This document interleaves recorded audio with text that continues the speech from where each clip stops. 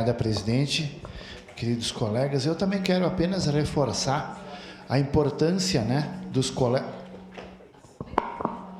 Mais perto do Tá, acho que não, tá, ainda vou tendo retorno. Pronto? Acho que agora não, continua.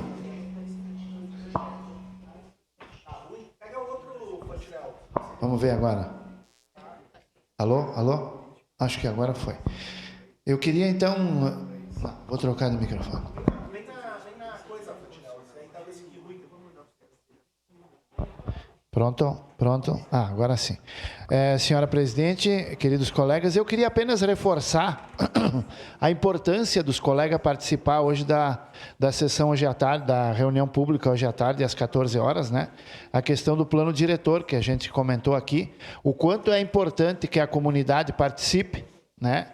Que o povo venha aqui participar, que as pessoas que têm interesse, principalmente as imobiliárias, o pessoal da construção civil, enfim, lideranças, técnicos, que participem dessa reunião pública hoje às 14 horas aqui nessa casa, porque vai abrir uma grande discussão sobre essa questão.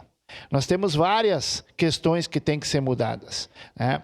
Nós sabemos que o vereador Sandro Fantinel sempre defendia a verticalização da cidade, ou seja, Caxias tem tudo o que precisa para ter prédios de 70, 80 andares, e hoje não tem mais que 20, 22. E isso seria muito importante para o desenvolvimento da nossa cidade. Tem vereadores que comentam a questão da infraestrutura, que não tem infraestrutura para isso, mas só existe a infraestrutura onde existe a necessidade. Então, se nós mudarmos o plano diretor para aumentar o tamanho dos prédios, automaticamente existirá a necessidade da mudança da infraestrutura, e a infraestrutura será mudada. Caso contrário, a infraestrutura nunca terá mudanças.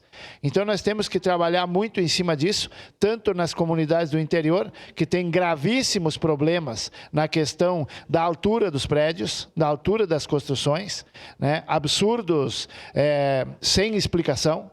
E nós precisamos, esse ano aqui, resolvermos essa questão aqui do plano diretor para que a nossa cidade possa prosperar, para que a nossa cidade possa ter um crescimento como as cidades mais desenvolvidas do mundo hoje possuem.